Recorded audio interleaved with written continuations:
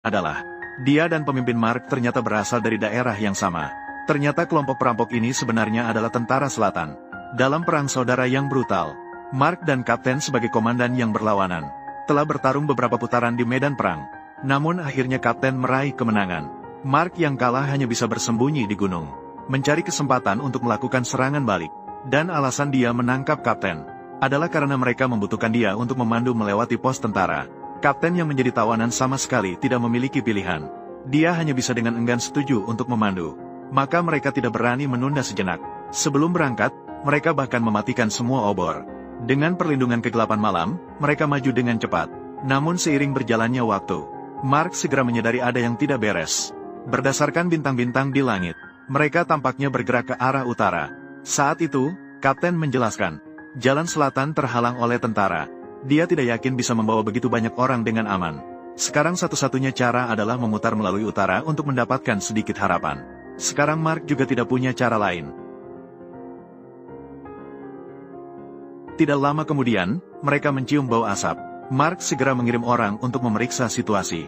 Namun ketika dia mendekat dengan hati-hati, dia baru menyadari bahwa di seberang sungai terdapat banyak tentara utara yang ditempatkan.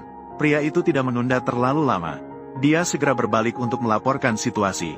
Saat itu, Kapten berkata bahwa selama mereka mengikuti tepi sungai ke arah timur, mereka bisa segera memutar melewati tentara dan sampai ke selatan dengan aman. Saat ini, hanya ada satu cara ini. Kemudian Mark meminta anak buahnya untuk berusaha berbicara pelan. Mengikuti Kapten, mereka melanjutkan perjalanan. Namun saat mereka semakin dekat dengan aliran sungai, Kapten tiba-tiba berhenti. Ketika melihat tentara di seberang, dia diam-diam mengambil sebatang cabang yang besar.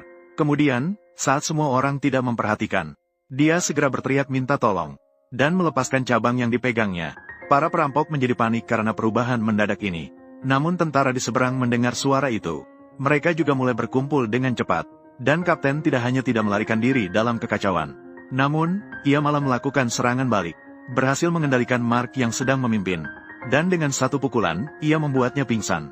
Kemudian, sekelompok besar kavaleri utara juga menyerbu datang. Namun mereka semua tidak menyadari. Di permukaan kulit, ada sebuah bulu berongga yang melayang.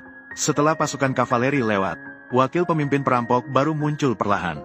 Dia mengira dia akhirnya bisa lolos tanpa bahaya. Namun, dia baru saja bersiap untuk melarikan diri secara diam-diam. Namun, dia ditangkap oleh Kapten yang sudah menunggu lama.